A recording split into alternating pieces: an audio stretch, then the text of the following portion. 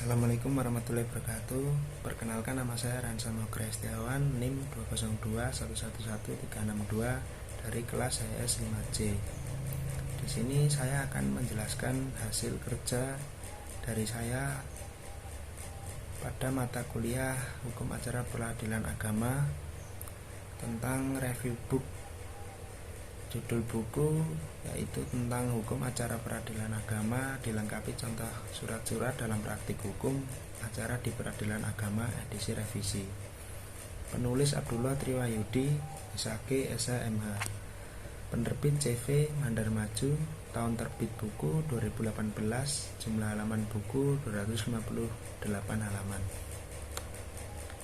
Yang pertama, bab 1, Lembaga Peradilan di Indonesia.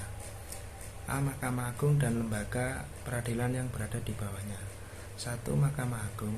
Mahkamah Agung merupakan salah satu pelaksana kekuasaan kehakiman di Indonesia sebagaimana dimaksud dalam Undang-Undang Dasar Republik Indonesia tahun 1945 pasal 24 ayat 2 dan ayat 24A ayat 1 dan UU nomor 48 tahun 2009 tentang kekuasaan kehakiman serta UU nomor 14 tahun 1995 tentang Mahkamah Agung sebagaimana telah diubah dengan 5 tahun 2004 tentang perubahan atas UU nomor 14 tahun 1995 tentang MA dan 3 UU tahun 2009 tentang perubahan kedua atas UU nomor 14 1995 tentang Mahkamah Agung. Kewenangan Mahkamah Agung. MA bertugas serta berwenang memeriksa dan memutus, menguji peraturan UU yang di bawah UU terhadap UU. Kewenangan lainnya yang diberikan oleh UU. 2. Peradilan umum. Peradilan umum diatur dalam UU nomor 2 tahun 1986 tentang peradilan umum sebagaimana telah dirubah dengan UU nomor 8 tahun 2004 tentang perubahan atas UU nomor 2 tahun 1986 tentang peradilan umum dan dengan UU nomor 49 tahun 2009 tentang perubahan kedua atas UU nomor 2 tahun 1986 tentang peradilan umum. Dalam undang-undang ini diatur susunan, kekuasaan dan kedudukan hakim serta tata kerja administrasi pada pengadilan negeri dan pengadilan tinggi. 2. Peradilan umum. Pengadilan tinggi. Pengadilan negeri. 14. Kekuasaan kehakiman di lingkungan peradilan umum dilaksanakan oleh: yang pertama, pengadilan negeri; yang kedua, pengadilan tinggi; yang ketiga, kekuasaan dan kewenangan; yang keempat, memeriksa, memutus dan menyelesaikan perkara pidana dan perkara perdata di tingkat pertama bagi rakyat pencari keadilan pada umumnya kecuali UU menentukan lain. Yang ketiga, peradilan agama. PA diatur dalam UU nomor 7 tahun 1989 tentang PA sebagaimana dirubah menjadi UU nomor 3 tahun 2006 tentang perubahan atas UU nomor 7 1989 tentang peradilan agama, UU nomor 50 tahun 2009 tentang perubahan kedua atas UU nomor 7 tahun 1999 tentang PA. Kekuasaan kehakiman di lingkungan peradilan agama. Pengadilan agama, pengadilan tinggi agama. Kewenangan PA dalam UU nomor 3 tahun 2006 tentang perubahan atas UU nomor 7 tahun 1989 tentang PA. Perkawinan, waris, wasiat, hibah, wakaf, hibah, zakat, infak, sedekah, ekonomi syariah. Yang keempat, peradilan militer. Diatur dalam UU nomor 31 tahun 1997 tentang peradilan militer. Peradilan militer ialah peradilan khusus bagi prajurit angkatan bersenjata RI. B. Mahkamah Konstitusi. Mahkamah Konstitusi merupakan salah satu lembaga negara yang melaksanakan kekuasaan kehakiman yang merdeka menyelenggarakan peradilan untuk guna menegakkan hukum dan keadilan. Mahkamah Konstitusi berkedudukan di Ibu Kota Negara Republik Indonesia. Bab 2. Pengertian dan sumber hukum acara peradilan agama. Pengertian hukum acara. Hukum acara adalah aturan-aturan yang mengatur tentang bagaimana beracara di depan persidangan pengadilan. Hukum acara disebut juga hukum formil sebagai kebalikan dari hukum material. Hukum formil yaitu aturan-aturan yang mengatur tata cara untuk mempertahankan hukum material. Sedangkan hukum acara peradilan agama adalah Segala peraturan baik yang bersumber dari peraturan perundang-undangan negara maupun dari syariat Islam yang mengatur bagaimana cara bertindak di persidangan pengadilan agama dan juga mengatur bagaimana cara pengadilan agama menyelesaikan perkaranya untuk mewujudkan hukum material Islam yang menjadi kekuasaan peradilan agama. B. Sumber hukum acara peradilan agama. Hukum acara yang secara khusus diatur dalam UU Nomor 7 Tahun 1989 tentang peradilan agama beserta perubahan-perubahannya. 2. Hukum acara perdata sebagaimana yang berlaku pada peradilan umum. 3. Kompilasi hukum Islam. 4. Kompilasi hukum ekonomi syariah. 5. Kanun. 6. Doktrin atau ilmu pengetahuan. Bab 3. Tahap persiapan. A. Permohonan dan gugatan. Gugatan ialah suatu tuntutan hak yang tindakannya memiliki tujuan untuk memperoleh perlindungan hak yang diberikan oleh pengadilan untuk mencegah agent reading.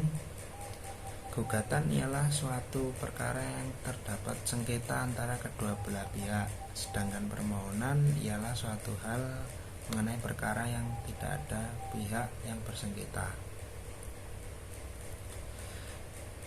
B. Kewenangan relatif. Kewenangan relatif merupakan kekuasaan serta wewenang yang diberikan antara pengadilan dalam lingkungan peradilan yang sama atau wewenang yang berhubungan dengan wilayah hukum antara pengadilan agama dalam lingkungan peradilan agama. C. Kewenangan absolut. Kewenangan absolut adalah kekuasaan yang berhubungan dengan jenis perkara dan sengketa kekuasaan pengadilan. Bab 4. Tahap pembuatan gugatan dan permohonan. Membuat permohonan pada dasarnya memuat beberapa cara. Yang pertama yaitu identitas permohonan, uraian kejadian, dan permohonan, serta putusan serta-merta. Dalam gugatan biasanya juga dimohonkan mengenai putusan yang dapat dijalankan terlebih dahulu walaupun pihak lawan mengajukan hukum berzat banding maupun kasasi disebut juga putusan serta-merta. Gugatan provisional sita jaminan kumulasi gugatan. Bab 5. Tahap pendaftaran gugatan atau permohonan. A. Pendaftaran gugatan atau permohonan. Permohonan atau gugatan didaftarkan di kepaniteraan pengadilan agama yang berwenang memeriksa dengan membayar panjar biaya perkara Forskot sesuai dengan asas hukum acara peradilan agama. Berperkara harus dengan biaya. Dalam hukum acara peradilan agama, sepanjang mengenai perkara perkawinan, maka biaya perkara dibebankan kepada penggugat atau pemohon. Biaya perkara meliputi biaya kepanitraan dan biaya materai, biaya untuk para saksi, saksi ahli, penerjemah, dan biaya pengambilan sumpah. C. Biaya untuk memeriksa setempat dan tindakan lain yang diperlukan pengadilan. D. Biaya panggilan, pemberitahuan, dan lain-lain. B. Penetapan majelis hakim. Perkara yang telah terdaftar di pengadilan agama oleh panitera disampaikan kepada ketua pengadilan agama untuk dapat menunjukkan majelis hakim 259 yang memeriksa, memutus dan mengadili perkara dengan tujuan suatu penetapan yang disebut penetapan majelis hakim PMH yang terdiri 1 orang hakim sebagai ketua majelis dan 2 orang hakim sebagai hakim anggota serta panitera sidang. Penetapan hari sidang. Ketua majelis yang ditunjuk setelah menerima penetapan penunjukan majelis hakim segera menentukan penetapan hari sidang. Berdasarkan penetapan hari sidang itu, panitera sidang melakukan pemanggilan para pihak dibantu oleh jurusita atau jurusita pengganti. D. Pemanggilan para pihak. Pemanggilan para pihak harus dilakukan secara patut dan resmi. Pemanggilan secara patut dan resmi adalah sebagai berikut. Sebagaimana diatur dalam pasal 26 sampai dengan pasal 28 Peraturan Pemerintah Nomor 9 Tahun 1979. Bab 6. Tahap pemeriksaan perkara gugatan. Yang mungkin terjadi pada saat sidang pertama, pada hari sidang yang telah ditentukan, mula-mula majelis hakim memasuki ruang sidang diikuti panitera sidang. Ketua majelis memanggil para pihak untuk memasuki ke ruang persidangan, dan ketua majelis membuka sidang dengan menyatakan sidang dibuka dan dibuka untuk umum. Apabila sidang dibuka untuk umum dan menyatakan sidang dibuka dan ditutup untuk umum apabila sidang tertutup. Apabila salah satu pihak atau kedua belah pihak tidak hadir, maka persidangan ditunda dan menetapkan hari sidang berikutnya. Kepada yang hadir diperintahkan menghadiri sidang berikutnya tanpa dipanggil, dan yang tidak hadir dilakukan pemanggilan sekali lagi. Dalam prakteknya, pemanggilan pihak yang tidak hadir dilakukan maksimal 3 kali. Apabila 1. Penggugat tidak hadir, maka gugatan gugur. 2. Tergugat tidak hadir, maka pemeriksaan dilanjutkan dengan putusan first take atau putusan tanpa adanya pihak tergugat. Dan yang ketiga, apabila terdapat beberapa tergugat yang hadir dan ada yang tidak hadir, pemeriksaan tetap dilanjutkan, dan kepada yang tidak hadir dianggap tidak menggunakan haknya untuk membela diri. Dan yang keempat, penggugat dan tergugat hadir, maka pemeriksaan dilanjutkan sesuai dengan hukum acara yang berlaku. B. Proses pemeriksaan perkara.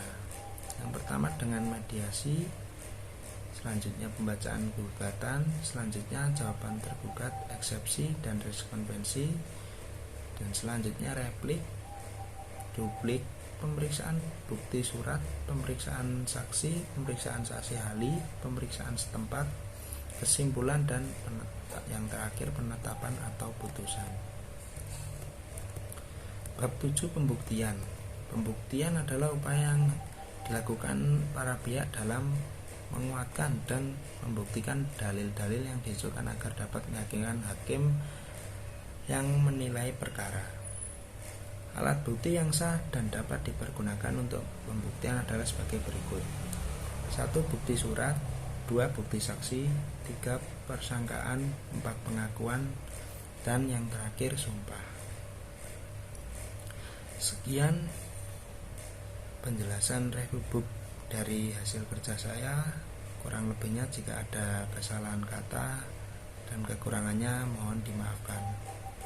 Wassalamualaikum warahmatullahi wabarakatuh.